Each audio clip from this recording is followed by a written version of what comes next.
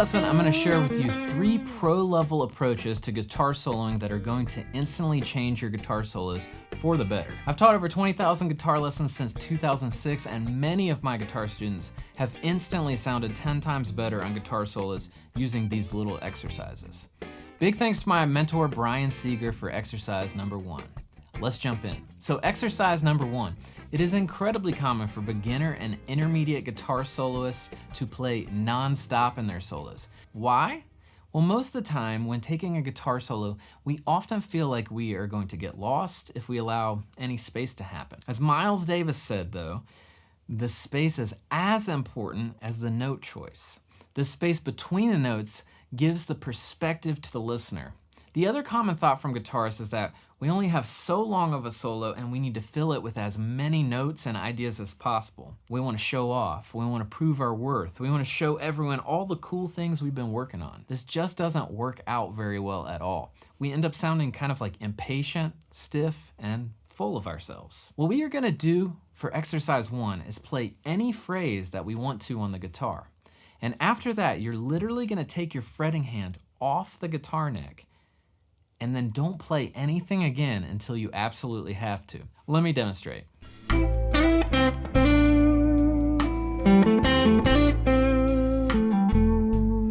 So play a phrase and take your hand off. And take your time to play again.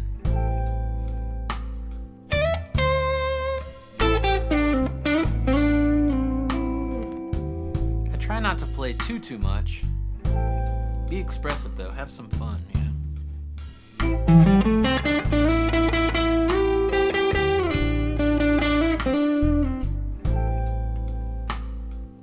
Lots of space.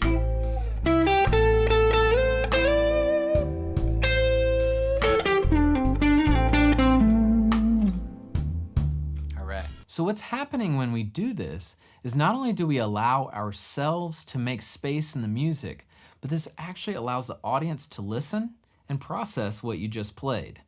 Then they get excited for you to do something next, like what's coming next. It's like anticipation. Not only does it allow for more space in your playing, but it actually builds intensity with less notes.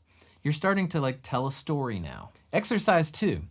It's incredibly common for guitarists to play great ideas, but abandon every single one of those great ideas right away. If we looked at this approach in a different way, it would be like having a conversation with someone who sounded kind of like this. Glad I decided to watch this video. Who was the 31st president? I don't know. I like cheese. Sandwich is fun to eat. TV is what I do at night. My strings are old. I should change them. My favorite actor is Will Ferrell. It's Tuesday. If you heard someone talking like this, you would think they were crazy. Or maybe it was Will Ferrell in one of his hilarious movies. Who knows? That being said, the audience is experiencing kind of total randomness when you literally abandon every single musical idea in your solo. Instead, what we want to do is learn how to build upon the ideas that we've already played. So in exercise 2, we will turn on the track and play the exact same idea back to back 3 to 5 times each. Then you'll go on to a new idea after that. But the goal here, which is challenging at first, is to literally play the idea again as verbatim as possible. I'm gonna start out simple, like in C minor funk. Okay, try and repeat it.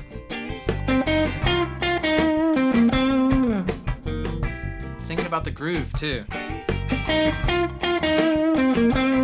Trying to play it in that same place. I'm gonna move on.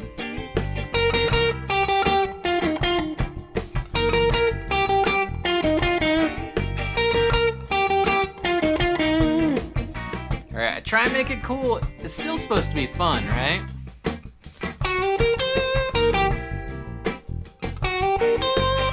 Three to 5 times. And then move on to a new phrase. 2, 3.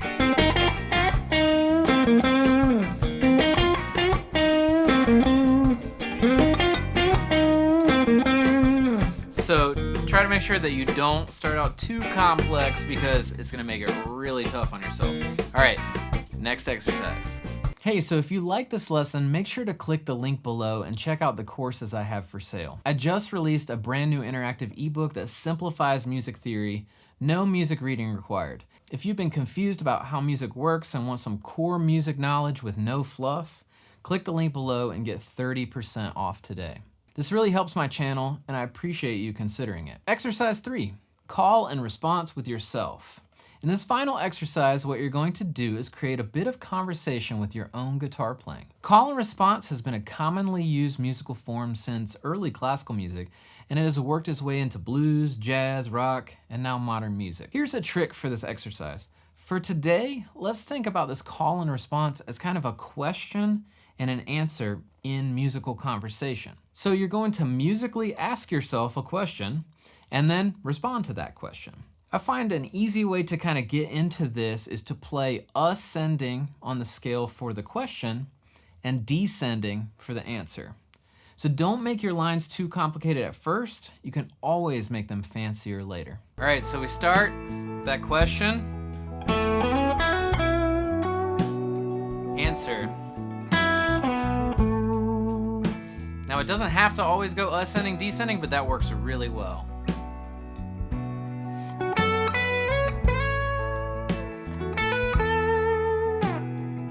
Again, thinking about the other exercises too. Take your time.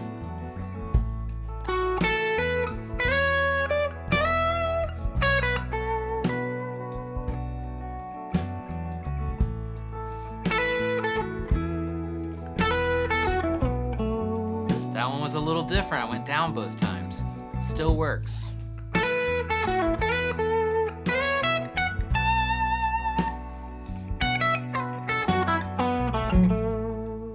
Now that you have these 3 tools for your guitar solos, make sure to click this video next to learn one of my favorite secrets for soloing over blues and bluesy type chord progressions.